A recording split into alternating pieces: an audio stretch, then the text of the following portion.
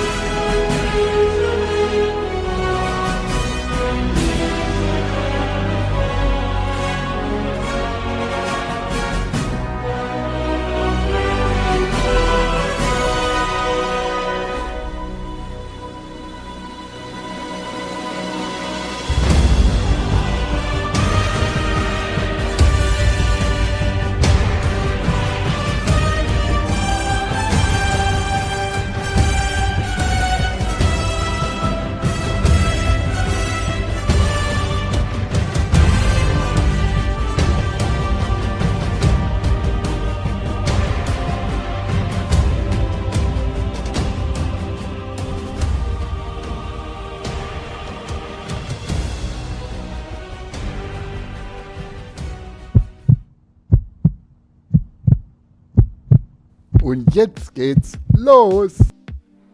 Wir sind jetzt also gestartet in Gschwend bei frischen 3 Grad. Naja, das mit dem Wetterbericht, das war so eine Sache.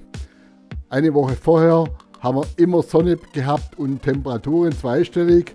Und je weiter das Wochenende kam, umso schlechter wurde das. Und heute früh hat es uns dann eigentlich angezeigt, trockenes Wetter, kein Regen. Ja, jetzt sind wir losgefahren in Gschwend bei 3 Grad. Holen dann den Rainer ab in Aalen, da war es dann schon 5 Grad warm und sind dann die Autobahn runtergefahren bis Eu, eigentlich im Tauregen. Aber gut, die Regenklamotten, die haben wir gleich angezogen, das war dann schon okay. Aber das war jetzt nicht so prickelnd und es war doch auch wirklich ziemlich kalt auf dem Motorrad. Autobahn haben wir hinter uns, wir fahren jetzt Richtung Pannheimer Tal, werden aber jetzt erstmal im Oberjoch unsere Mitfahrer treffen. Temperaturen haben schon ein bisschen zugenommen auf 9 Grad und es regnet jetzt nicht mehr, das ist ja schon mal sehr positiv und ja, jetzt fahren wir da hoch. Ich bin gespannt, wer schon da ist. Abfahrt ist ja 10:30 Uhr, es ist jetzt kurz nach 10 Uhr. 002 Treffpunkt Oberjoch, das Ziel liegt links.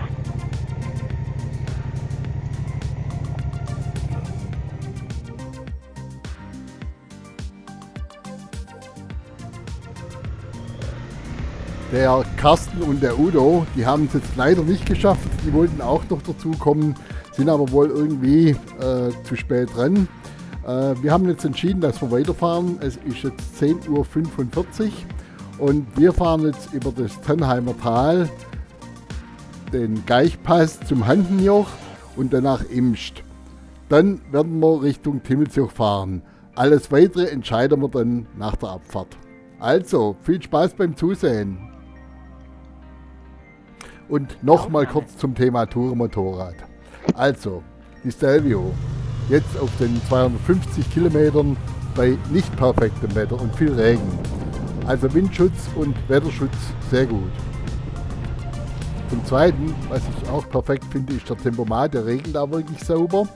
Zum Dritten, die Griffheizung perfekt, geht durch die Handschuhe, also es geht. Die Temperatur ist jetzt nicht so riesig warm, aber es ist besser wie nichts. Und das vierte ist die Sitzheizung. Habe ich ja jetzt neu hier bei der und eigentlich wirklich auch eine gute Sache. Da wird es so richtig warm, wenn das Ding einschaltest. Also ein perfektes Tourenmotorrad und auch bei diesen Temperaturen. Was wir jetzt gerade überfahren haben, das Handenjoch, 1894 Meter hoch. Ist auch relativ einfach zu fahren. Man muss auf der Abfahrt nach Imst ein bisschen aufpassen, da sind die Kuhlen sehr tief, dass man da also wirklich auf der Straße bleibt und nicht in so eine Kuhle fährt.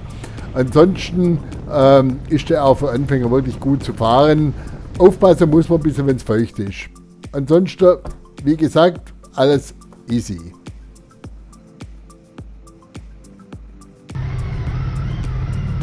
Nach dem Handenjoch haben wir jetzt in Imst vollgetankt, zu einem günstigen Kurs. Und weiter geht's ins Ötztal.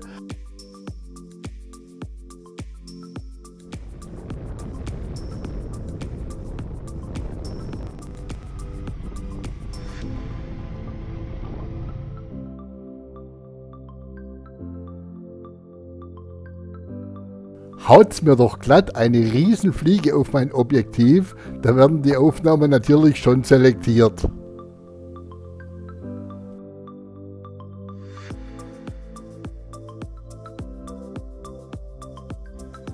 Sölden im Ötztal, da steppt der Bär.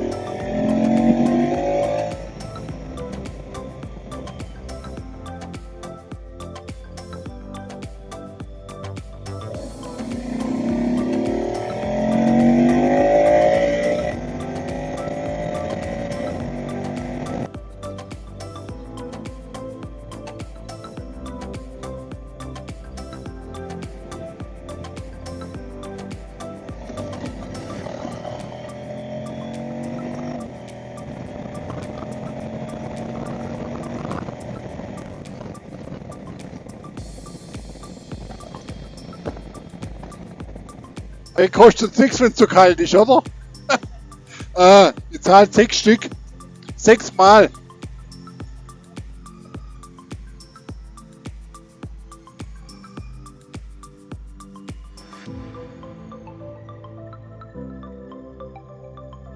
So.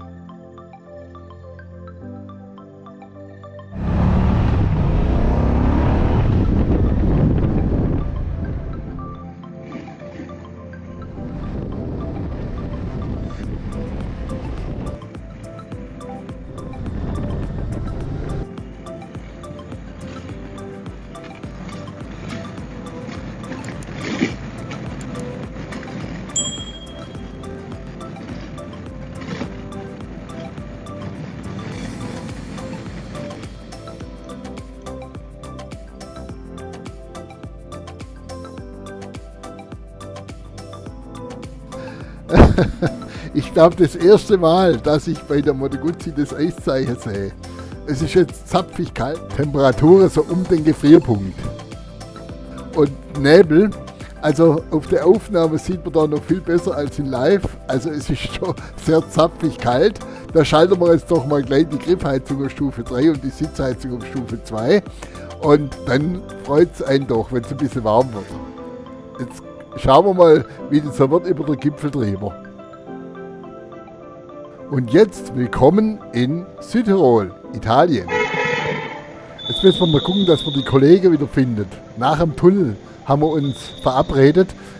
Durch den Tunnel übrigens, da muss man echt aufpassen. Es ist glitschig und ich weiß auch nicht, ob es manchmal ein bisschen glatt ist. Also immer vorsichtig fahren da drin.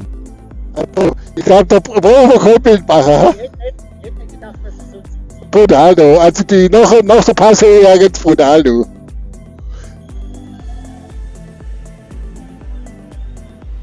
Und jetzt sind wir unterwegs Richtung Passaiertal, Richtung St. Leonhard. Es ist ja einfach fantastisch, wie zum einen jetzt der Nebel sich verzieht und es wieder hell wird und zum anderen die Temperaturen je 100 Meter Höhe um ein halbes Grad zunehmen.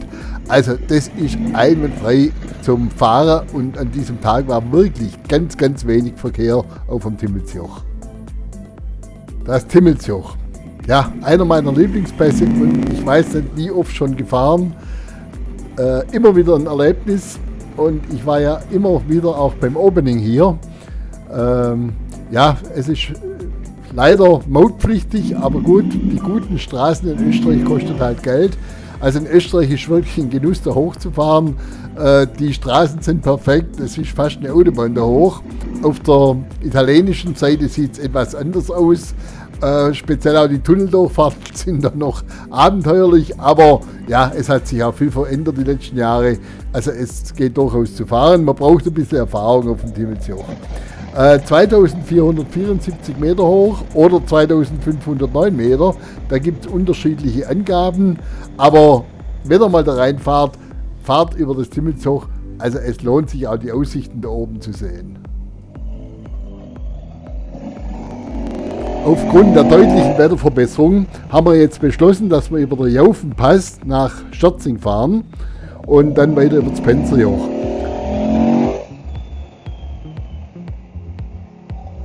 Bei der Hochfahrt zum Jaufenpass machen wir am Schlossberg eine kurze Mittagspause, das ist die Applauskurve, und trinken einen Kaffee und essen was Süßes und dann kann es weitergehen.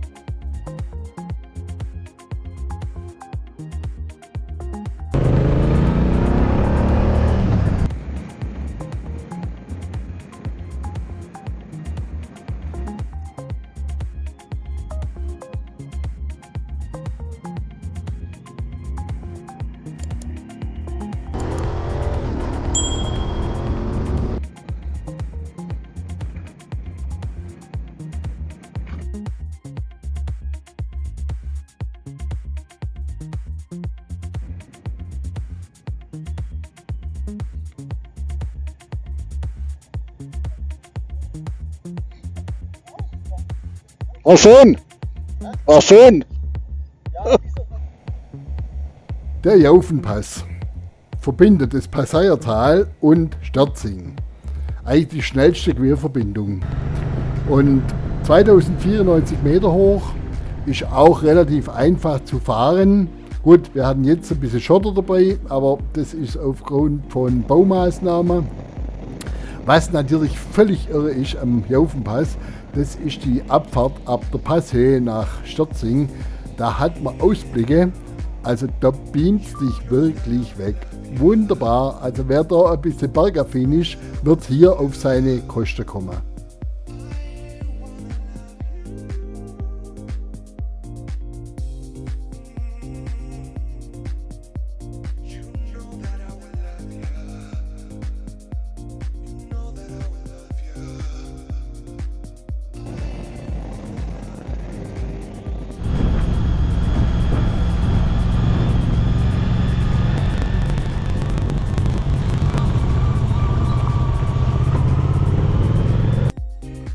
Wirklich unglaublich, wie sich doch das Wetter verändert, wenn man hier in Südtirol nach dem Kamm ist.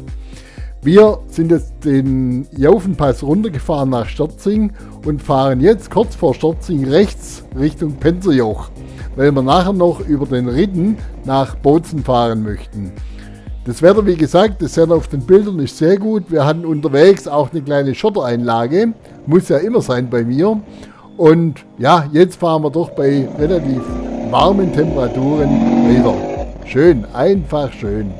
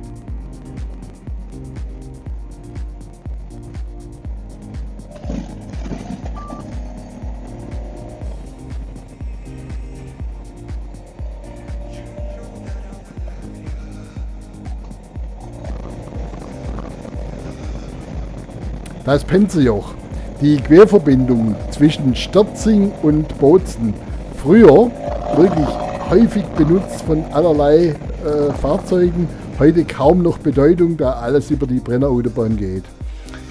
Für mich einer der schönsten Pässe hier beim Runterfahren, weil der richtig flüssig zu fahren ist und auch Ausblicke bietet, die wirklich irre sind. Das 2211 Meter hohe Penzerjoch, für mich einer der schönsten Pässe überhaupt.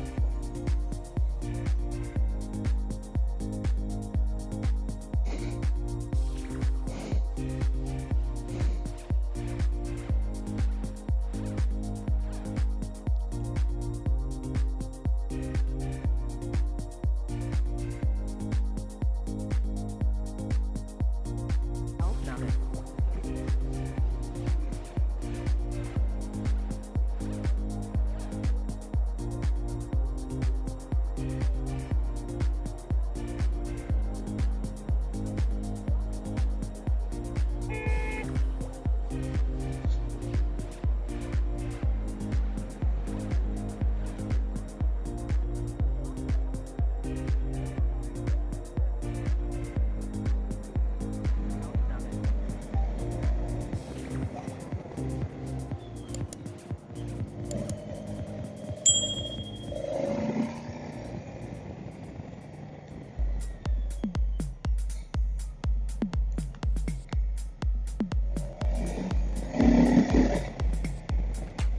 Wenn möglich, bitte wenden.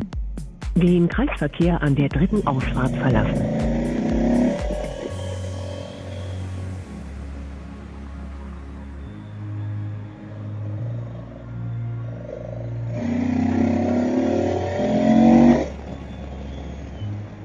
Straße Provincial 135 ist gesperrt.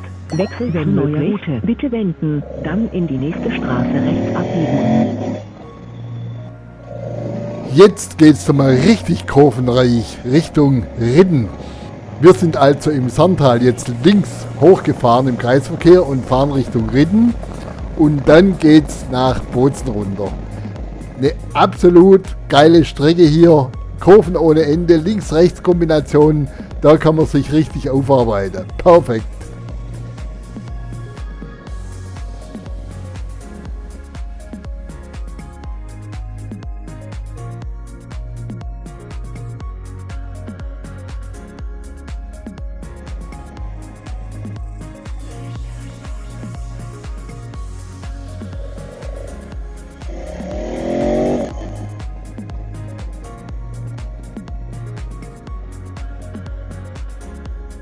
Dann rechts abbiegen in den Schlernweg, dann in die nächste Straße links abbiegen.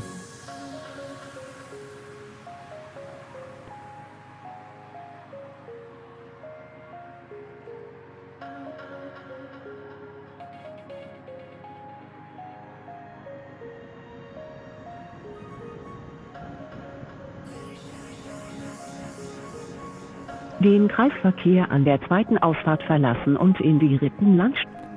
Die Umfahrung von Bozen war leider teilweise gesperrt, so konnte man da nicht fahren. Also, das heißt, durch Bozen durch. Aber wir haben uns ziemlich schnell an den Rollerfahrerinnen und Rollerfahrern orientiert und sind so auch relativ flott durch Bozen gekommen. Die V85-Modelle, die haben auf jeden Fall mal ihre Temperatur ordentlich hochgeschraubt und ja, wir waren dann froh, als wir wieder aus Bozen raus waren. Richtung Calderer See und Mendelpass.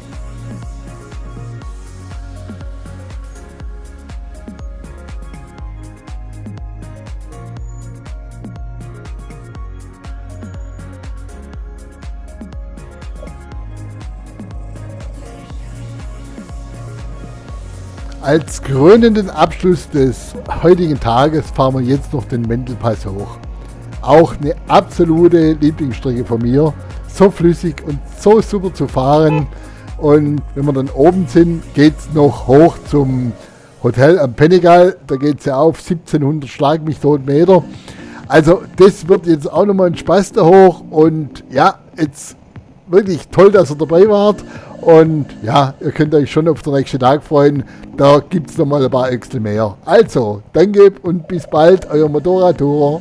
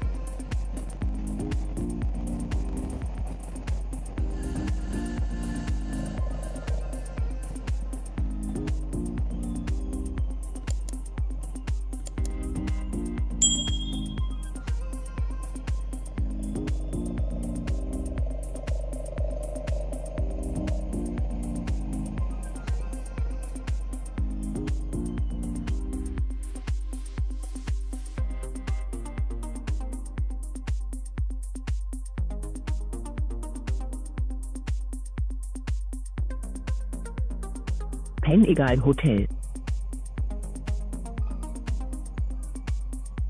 Ja, jetzt sind wir doch angekommen im Hotel am Penegal und freuen uns natürlich jetzt auf unser Stiefelbier.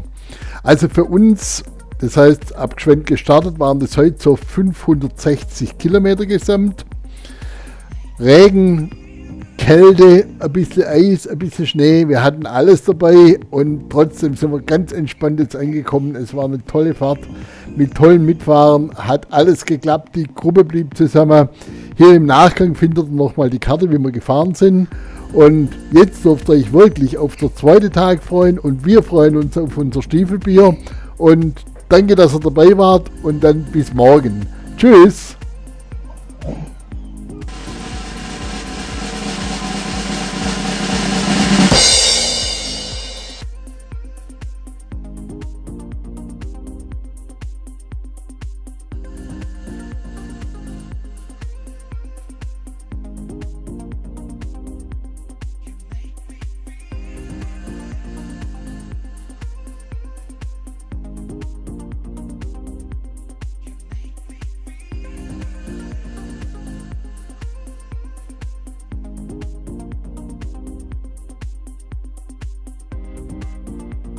Nachdem jetzt alle beim Frühstück waren, kommen wir heute früh ein bisschen später weg. Das hat sich doch ein bisschen hingezogen, bis wir alle fertig waren. Aber es ist jetzt 9:30 Uhr und jetzt können wir starten. Es sind alle da. Dazugestoßen ist noch der Walter, der kommt hier aus Bozen. Und das Erste, was wir machen, dass wir jetzt den Mendelpass runterfahren und dann wird er uns zum Moto Guzzi-Händler in Kaldern führen. Wusste ich jetzt auch nicht, dass da ein Moto Guzzi-Händler ist. Ist auch mal interessant zu sehen. und dann werden wir unsere weitere Tour des heutigen Tages in Angriff nehmen. Also schön, dass ihr wieder dabei seid. Viel Spaß heute dann.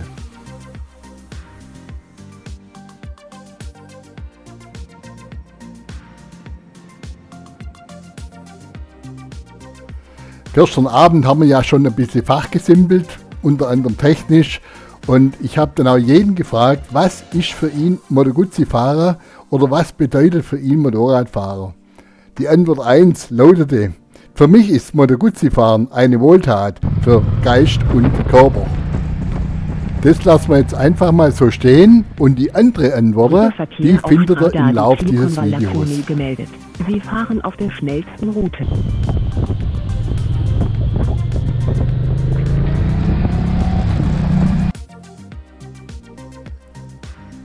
Also ehrlich, sagt selbst, was gibt's denn Schöneres als am frühen Morgen nach einem guten Frühstück mit einer sauguten Truppe bei schönem Wetter, trockenem Wetter, so einen Pass runterzufahren. Also da geht doch das Herz auf und das ist sowas Perfektes, da fängt doch so ein Tag ganz, ganz toll an. Da kann man alles vergessen. Ganz ehrlich, einfach super.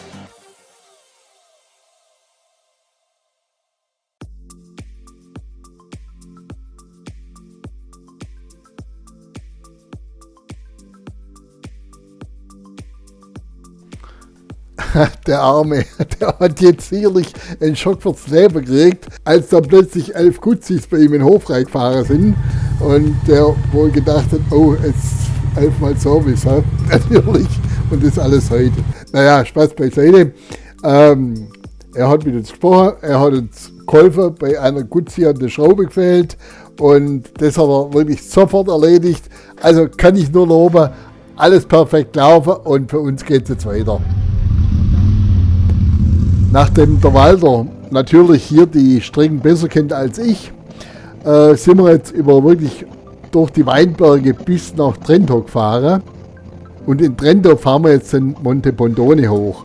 Und zwar die Nebenstrecke. Da sollte jetzt oben auch eine kleine Überraschung auf uns warten, aber das wussten wir zu diesem Zeitpunkt noch gar nicht. Und sind da also wirklich schon in einem gemäßigten Tempo natürlich hochgefahren. Aber seht selbst. Monte Bondone, Auffahrt von Trento.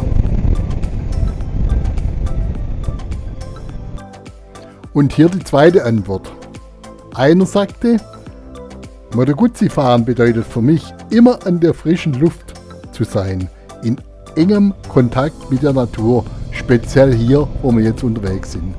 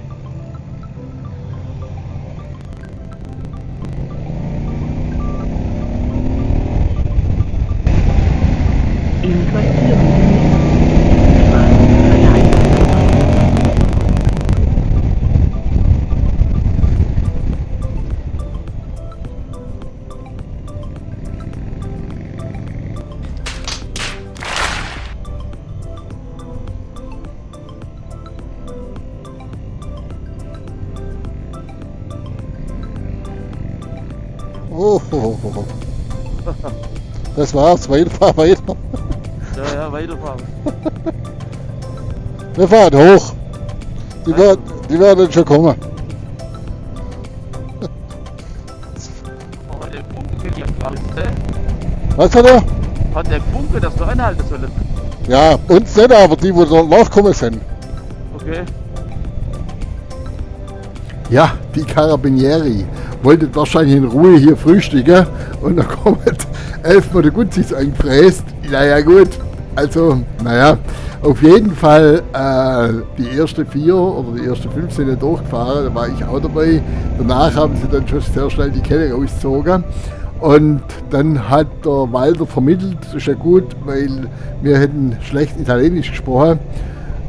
Sie haben, glaube ich, 30 € hätten sie aufgerufen pro Motorrad, aber nachdem sie gesehen haben, dass lauter Moto Guzzis dabei sind, bis auf eine Yamaha, haben sie ein Auge zudrückt und kulanterweise verzichtet, weil das wäre für die auch ganz schön Arbeit, war 11 Strafzettel auszufüllen. Also haben wir nochmal geklickt und die Geschwindigkeitsübertretung hat sich ja wirklich in totalen Grenzen gehalten. Also es war ja kaum der Wert, dass wir da überhaupt was gemacht hätten. Aber okay, so ist es eben. 30 € pro Kopf. Faszinierend. So, und jetzt fahren wir zum Monte Bondone hoch. 1650 Meter hoch gelegen, geht es über die Ortschaft Vanese, richtig kurvig da hoch. Der Monte Bondone im Übrigen ist der Hausberg von Trient. Bekannt für Wanderungen, Mountainbiking und natürlich auch Motorradfahren, hat er eine extrem touristische Bedeutung für die ganze Gegend im Trentino. Und wir sind ziemlich alleine auf den Straßen. Einfach toll.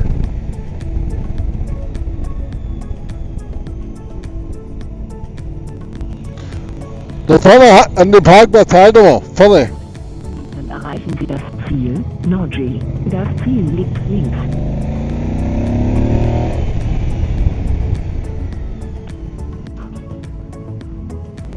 Und jetzt kommt auch schon Antwort Nummer 3. Die finde ich super. Ich fahre Moto Guzzi, weil ich so gerne Testbericht lese und ich so gerne lese, wie sich die Motorradpresse immer über Moto Guzzi auslässt, wie schlecht sie doch sind. Und derweil sind sie doch wirklich perfekt.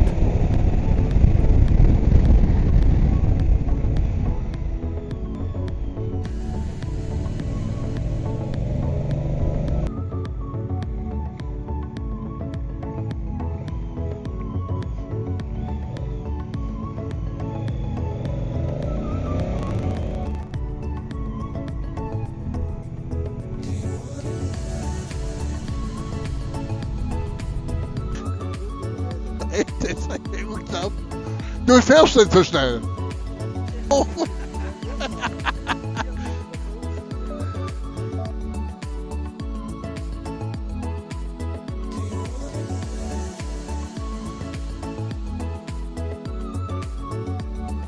Am Monte Bondone, da habe ich jetzt als nächstes Ziel den Caldonazzo-See eingegeben ins Navigationsgerät und als Routenführung Adventure Routing eingegeben. Höchste Steigung, höchste Berge, höchste Kurvenzahl. Naja, das wird was werden. Jetzt fahren wir erstmal die SP25 runter, also auch eine affengeile Straße, Kurven ohne Ende, guter Belag und wirklich kaum Verkehr. Ihr seht es auf den Bildern. Perfekt.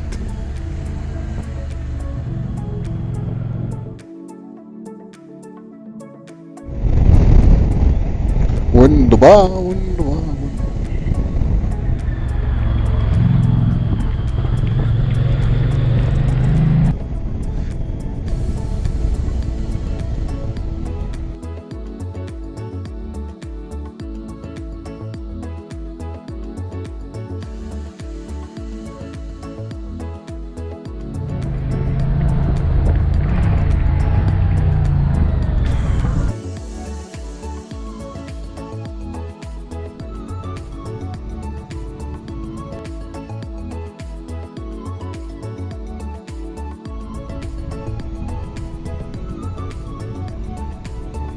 Oh, doppel rechts.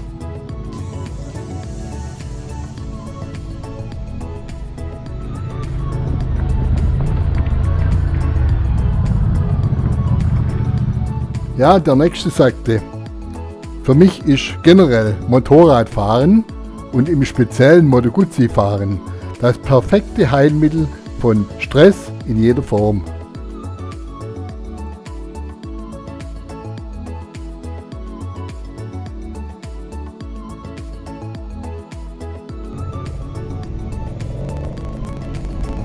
Müllverkehr, ja, brutal.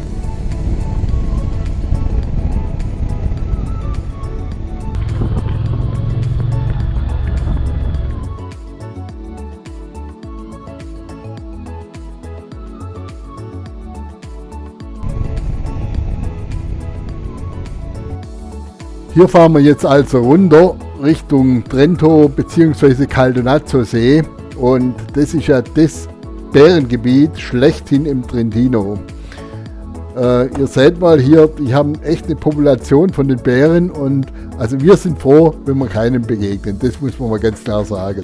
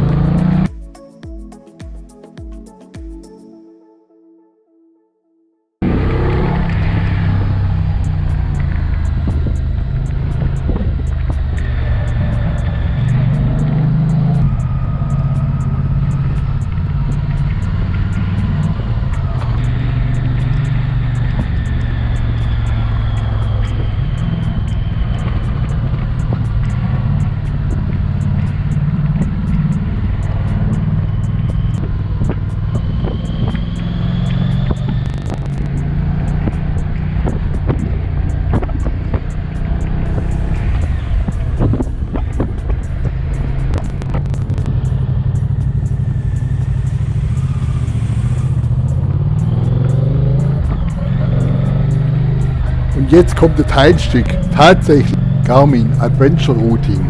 Also die Straße war ja schon immer richtig gut, aber was wir natürlich nicht bedacht haben, ist, dass da vor ein paar Wochen bzw. Monaten die schweren Unwetter waren und die Straße einfach weggespült sind. Und so war das da unten auch. Das ist zwar eingeschottert, aber eben nicht so, dass es befahrbar ist. Ich habe auf der Karte mal gesehen, eigentlich wäre das nur außen rumgegangen, aber das war nicht zu fahren. Der Sigi hat es jetzt halt abgekriegt, es ist nichts passiert, ist halt umgekippt, er ist ja, hat es ja übergehen lassen aufgrund des Gewichts. Und ja, wir haben umgedreht, ich muss den Mist auch wieder zurückfahren und so sind wir jetzt hochgefahren wieder. Und wie gesagt, es war lustig, aber ja, so ist schon, was sich auf die Systeme verlässt.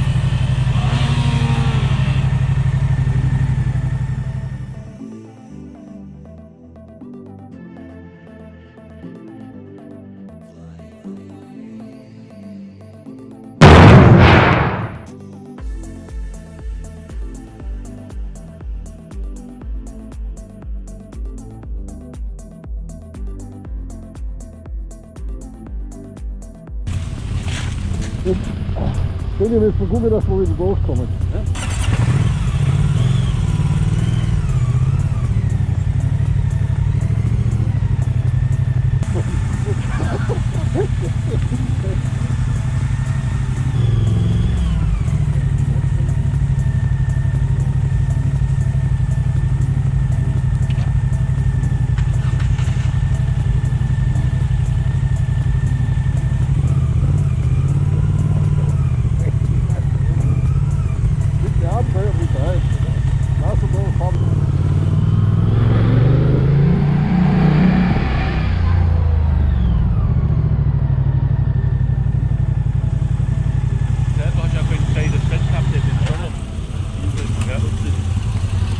Die eine werden nicht sagen, wie kann man bloß, die anderen werden sagen, das ist der Pipifax, aber faktisch, wo wir wieder oben waren, alle haben ein Lächeln im Gesicht und das ist das Wichtigste beim Motorradfahren. Genau so.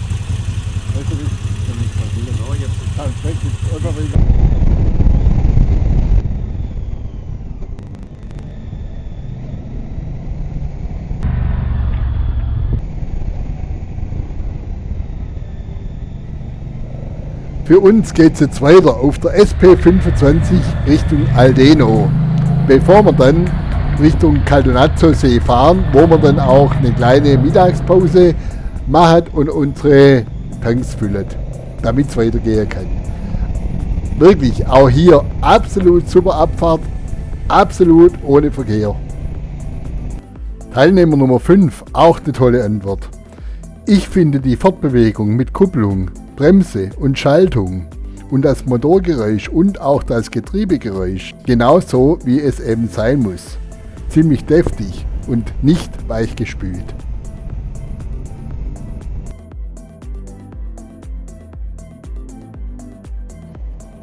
Oh, das Sajo, also Junge, das glaube ich nicht. Gerade Starthalle 349 folgen.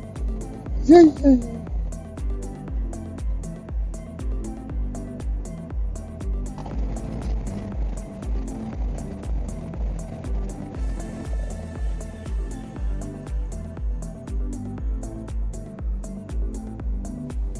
Also, Caldonazzo-See ist erreicht. Tankstelle haben wir auch gefunden, da ist auch ein Kaffee dabei. Aber gut, der Walter hat es gewusst, dass es hier so ist. Und jetzt stärken wir uns, bevor es dann zur Kaiserjägerstraße geht. Okay.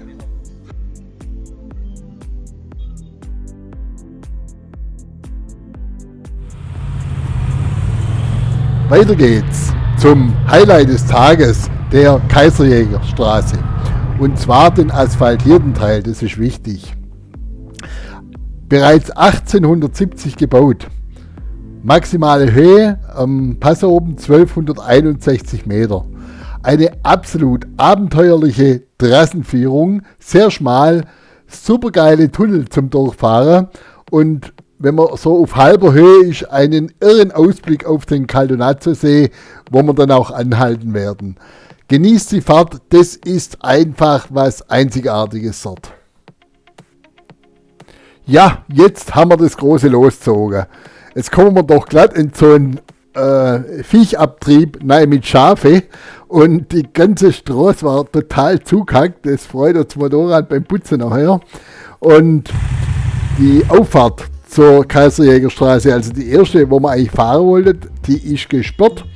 Jetzt hat aber Gott sei Dank der Walter einen Busfahrer gefragt, ob man denn da hochfahren kann. Und mit dem Motorrad scheint es kein Problem zu sein. Also drehen wir um und fahren da hoch, dass wir den ganzen Viehtrieb umfahren können, weil das ist sicherlich eine längere Sache. Also, jetzt kann es losgehen.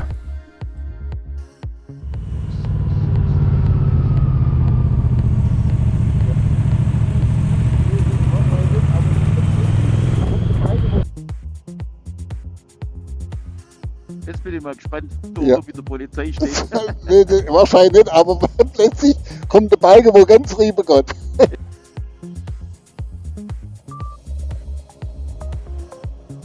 Das war jetzt die Streckensperrung da, oder was?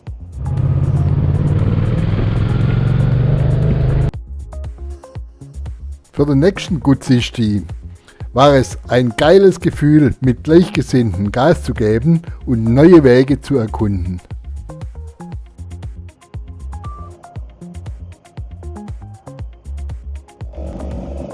In 300 Metern rechts abbiegen auf die Strada Provincial 133.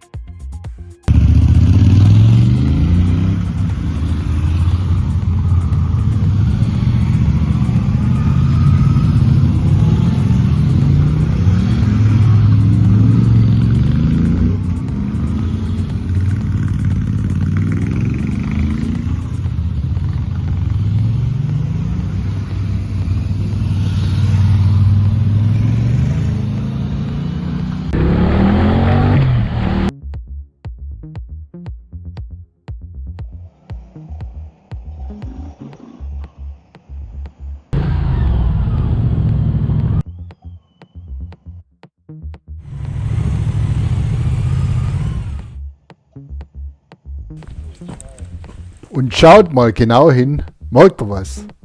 Das Lächeln ist wieder im Gesicht. Woher das wohl kommt? Es macht halt einfach Spaß. Ganz einfach.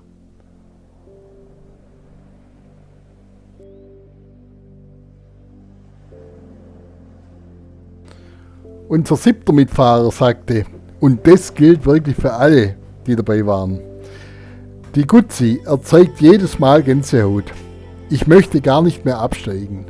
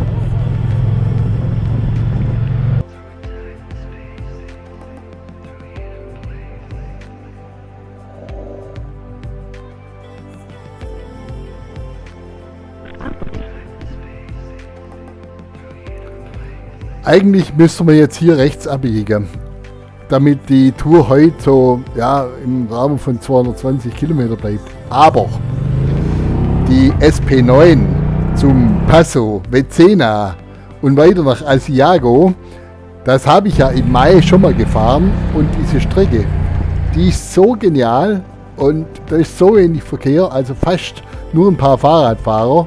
Und solche Kurvenfolge, dass ich mir einfach gedacht habe, da fahren wir jetzt runter und dann fahren wir wieder hoch, weil das ist einfach so eine geile Kurvenstrecke für die Guzzis, genau wie geschaffen für diese Motorräder.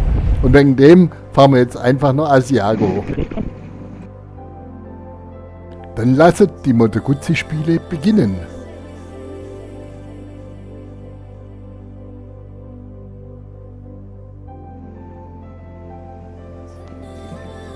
Wenn möglich, bitte wenden.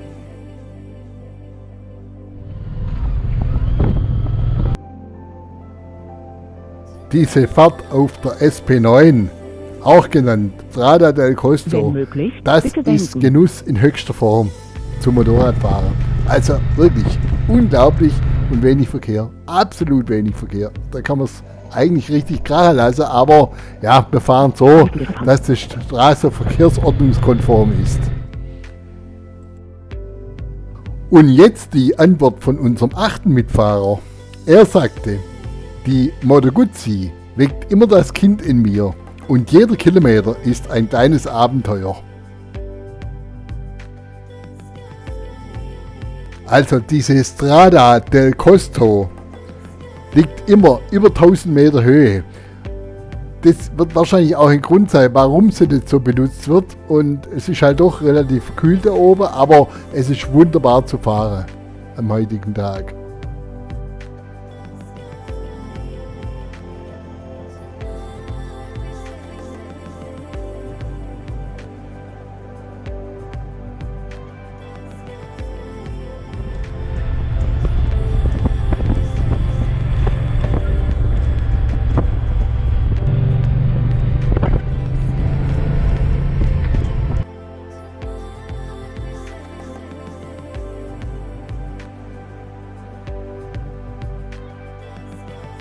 Genau.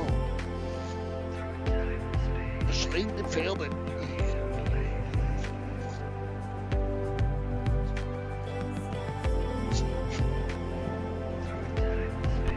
Und jetzt das gleiche zurück.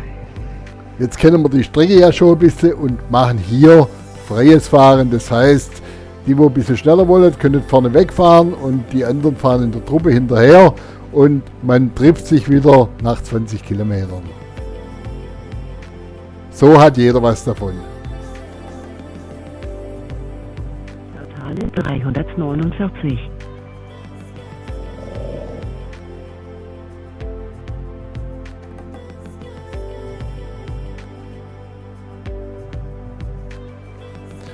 Wir kommen jetzt nach Lavarone 500 Metern und rechts am abbiegen in die Ortseingang Straße von Forza Lavarone, Vega. da okay. zeigt uns der Walder diesen Holzdrachen Baja, der aus Sturmholz des Orkantiefs Für was geschaffen ist der? wurde.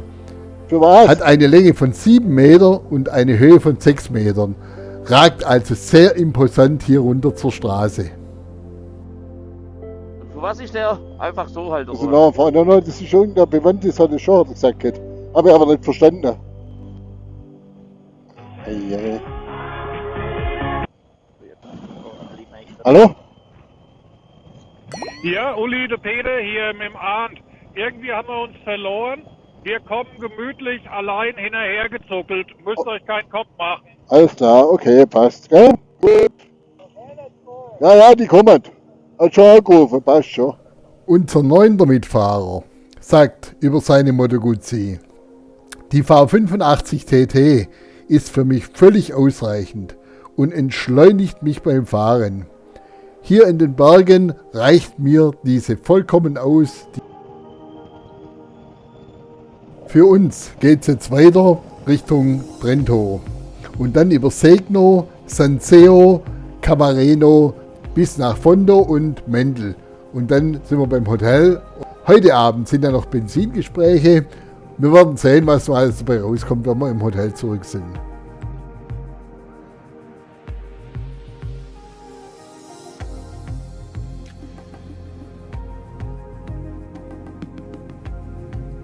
Und jetzt kommt eine ganz tolle Antwort. Der Guzzisti sagt, er macht Moto Guzzi schon seit mehr als 30 Jahren. Er kennt sie alle. Er hat eine MGS 01 zu Hause stehen. Und Moto Guzzi bedeutet für ihn einfach, die Schräglage so auszukosten, dass er wirklich der reinste Schräglagen-Junkie geworden ist. Und mit der Moto Guzzi geht es. Und das ist doch einfach auch ein tolles Feeling.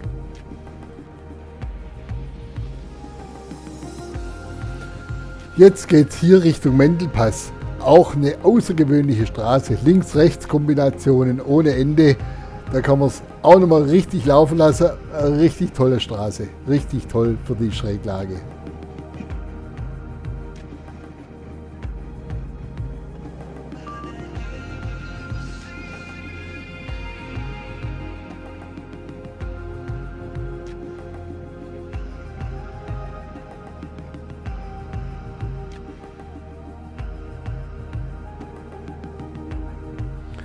Und jetzt kommt der letzte Guzzisti, der sagte, Mensch, es ist ja schon alles gesagt, was soll ich denn noch sagen? Ganz einfach, coole Leute, cooles Hobby. Danke, dass ihr dabei wart.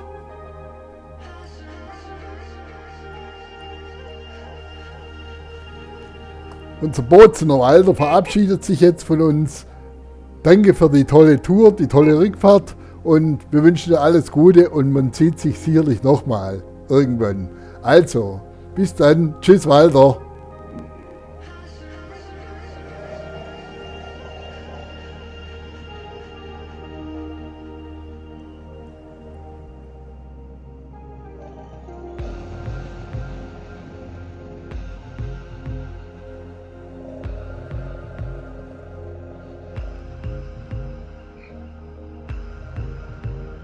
Am Abend kam jetzt noch der Punkt Benzingespräche mit dem Roland Dess, der ja schon wirklich sehr lange im Moto Guzzi-Händler ist.